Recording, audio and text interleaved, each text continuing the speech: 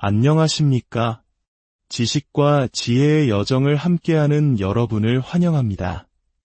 오늘의 이야기에 앞서 잠시 여러분의 마음을 축복하는 시간을 갖고 싶습니다.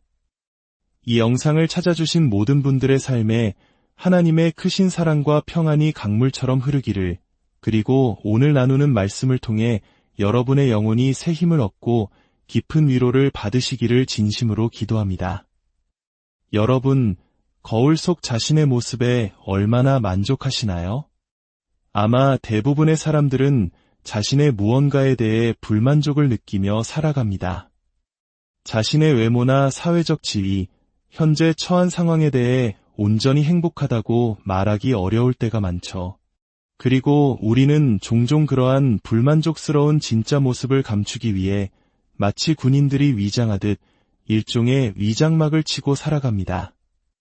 세상은 우리가 이 위장을 더 잘하도록 돕는데 아주 능숙합니다. 더 좋아 보이게 만드는 상품을 사도록 유도하고 더 나은 인상을 주는 옷을 입으라고 속삭입니다. 심지어 오늘날에는 돈을 주고 전문 회사를 고용해 자신의 이미지를 관리하고 대중에게 비치는 나의 브랜드를 보호할 수도 있습니다.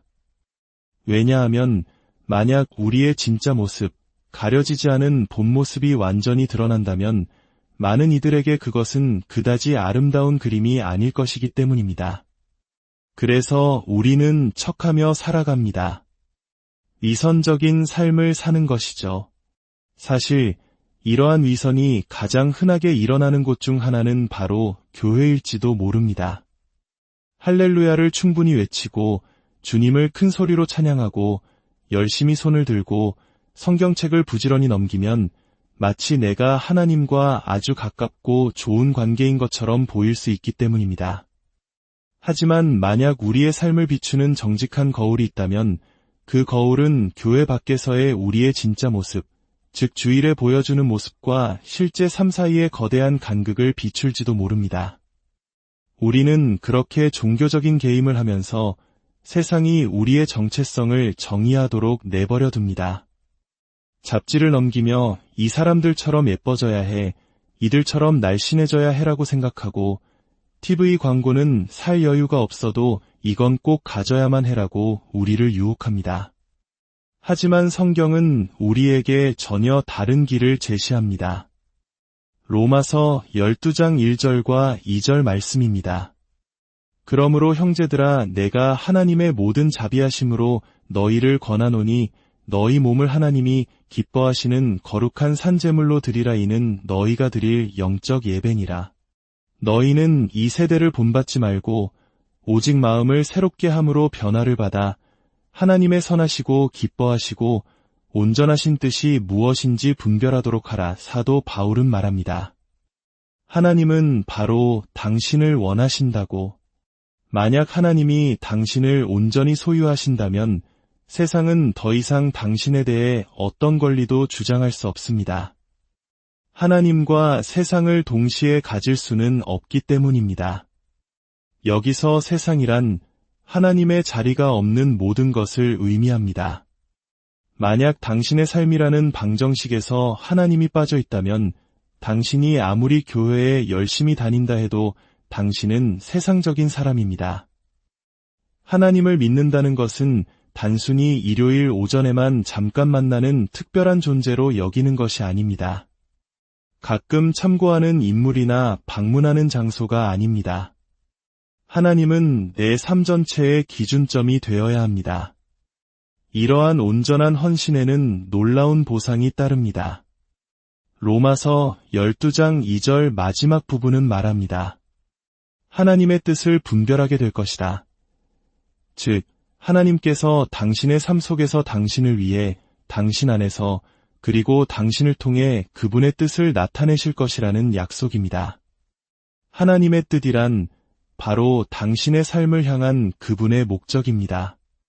많은 사람들이 자신이 누구인지 모르는 이유는 자신이 여기에 있는지 모르기 때문입니다. 내가 왜 존재하는지를 알 때 비로소 내가 누구인지를 알게 되는 법입니다. 예수님께서는 우리에게 놀라운 소식을 전해주셨습니다. 자신을 찾는 길은 역설적이게도 자신을 잃는 데 있다는 것입니다. 한 알의 밀이 땅에 떨어져 죽지 아니하면 한 알 그대로 있고 죽으면 많은 열매를 맺느니라. 진정한 당신을 찾는 길은 세상적인 나를 내려놓는 것입니다. 그러면 하나님 안에서 진짜 나를 발견하게 될 것입니다. 이것은 세상의 방식과는 정반대입니다. 세상은 우리에게 이것을 사고 저것을 입고 이런 사람들과 어울리고 이만큼 돈을 벌고 이런 차를 몰고 저런 집에 살면 당신은 비로소 가치 있는 사람이 된다고 말합니다. 하지만 하나님은 말씀하십니다. 내 안에서 너 자신을 잃어버려라. 그러면 내가 너를 위해 너를 찾아주겠다. 이것이 사도 바울이 로마서 12장 첫 두 구절에서 너의 모든 것을 내게 다오. 너의 몸을 산제물로 바치고 세상에는 아무것도 내주지 말라고 말한 이유입니다. 세상이 당신의 가치체계를 좌우하게 두지 마십시오. 그렇게 할 때 비로소 당신은 당신의 삶에서 하나님의 뜻이 이루어지는 것을 보게 될 것이며 진정한 당신 자신을 발견하게 될 것입니다. 당신이 당신을 찾으려 애썼기 때문이 아니라 하나님께서 당신을 찾아주시고 당신이 누구인지를 알려주실 것이기 때문입니다. 하나님께서 그렇게 하실 때 3절은 이렇게 경고합니다. 내게 주신 은혜로 말미암아 너희 각 사람에게 말하노니 마땅히 생각할 그 이상의 생각을 품지 말고 오직 하나님께서 각 사람에게 나누어 주신 믿음의 분량대로 지혜롭게 생각하라. 이것은 마치 볼링과 같습니다. 볼링 레인의 양쪽에는 도랑, 즉 거터가 있습니다. 공을 오른쪽 도랑에 빠뜨릴 수도 왼쪽 도랑에 빠뜨릴 수도 있죠. 두 경우 모두 레인을 벗어난 것입니다. 바울은 우리가 자신에 대해 생각할 때 빠질 수 있는 두 가지 잘못된 길이 있다고 말합니다. 첫 번째 거터는 자신을 너무 높게 생각하는 교만입니다. 하나님께서 당신의 삶에 역사하기 시작하실 때 갑자기 우쭐해져서는 안 됩니다. 나는 특별해, 나는 대단해 라고 생각하는 것은 위험합니다.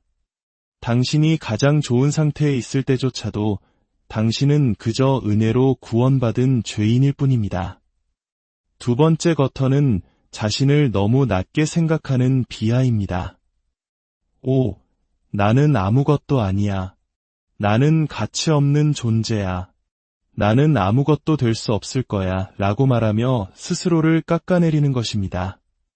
하나님께서 인정하시고 창조하시고 구원하신 당신의 가치를 그 이하로 깎아내리는 것은 창조주에 대한 모욕입니다. 하나님께서 너는 내게 너무나 소중해서 내가 사람이 되어 십자가에서 죽고 부활하여 너에게 영원한 생명을 주었다고 말씀하시는데 스스로를 아무것도 아닌 존재라고 말하는 것은 하나님을 슬프게 하는 일입니다. 우리는 종종 다른 사람들의 말에 너무 많은 영향을 받습니다. 잘못된 말에 귀를 기울이는 것이 문제입니다.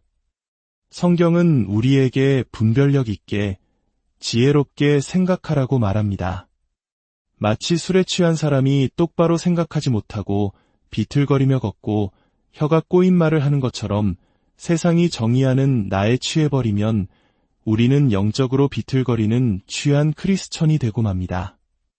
겸손이란 사실인 것을 사실이 아니라고 말하는 것이 아닙니다. 그것은 거짓말입니다.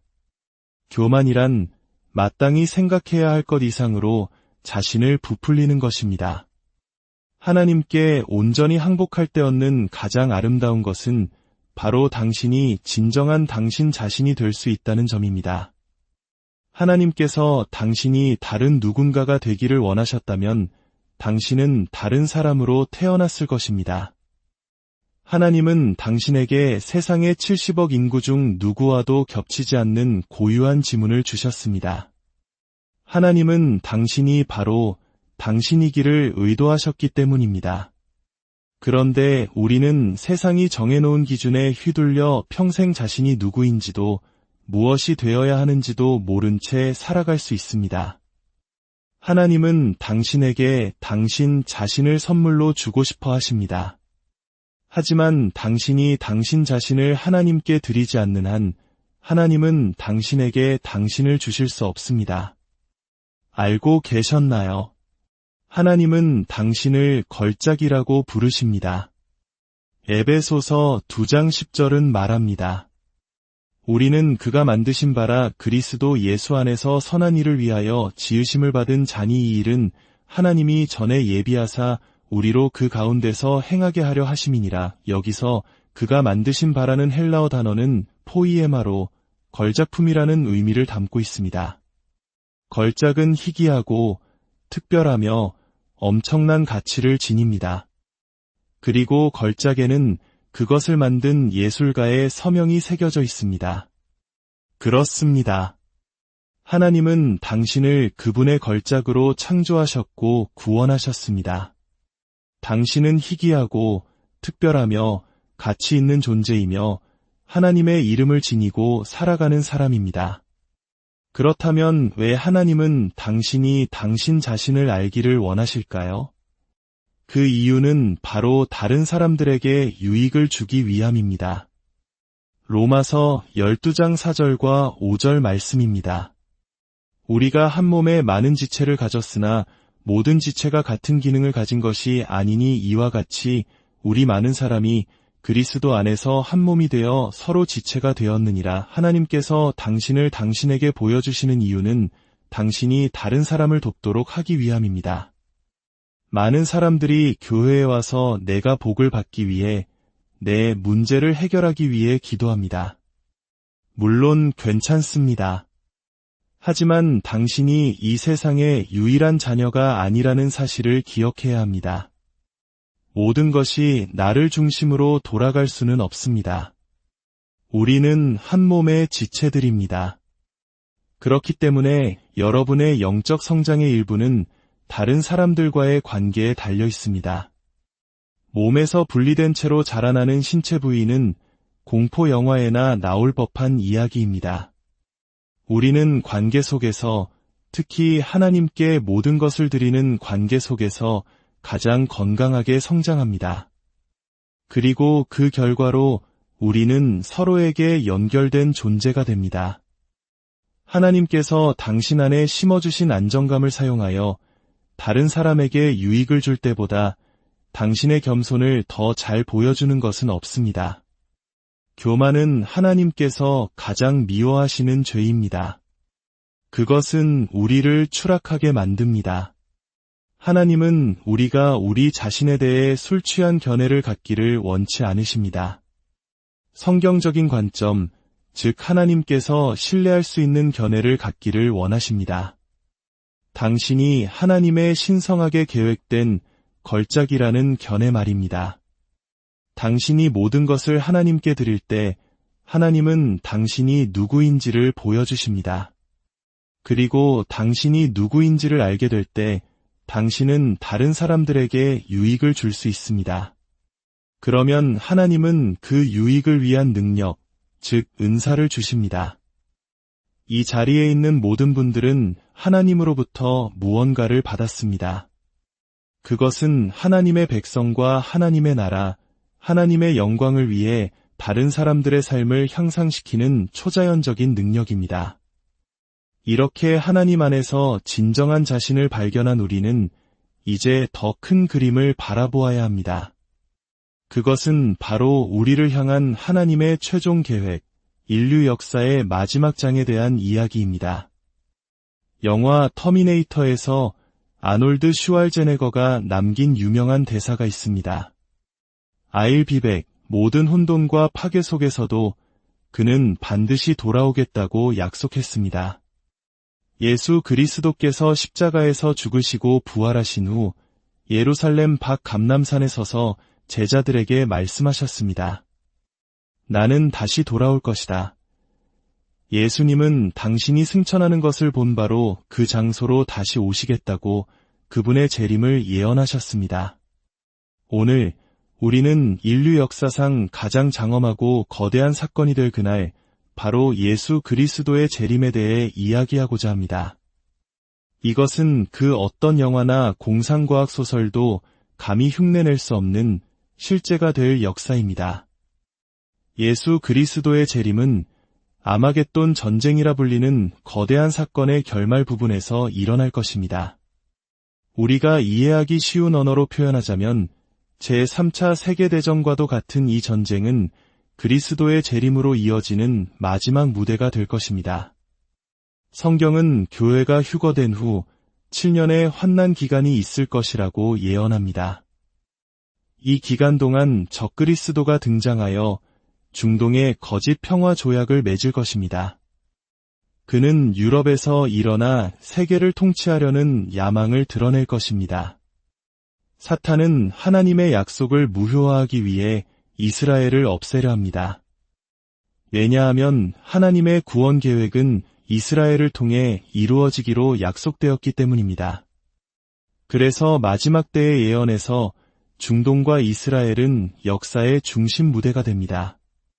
다니엘서 11장은 환난기의 중반부에 일어날 일들을 예언합니다.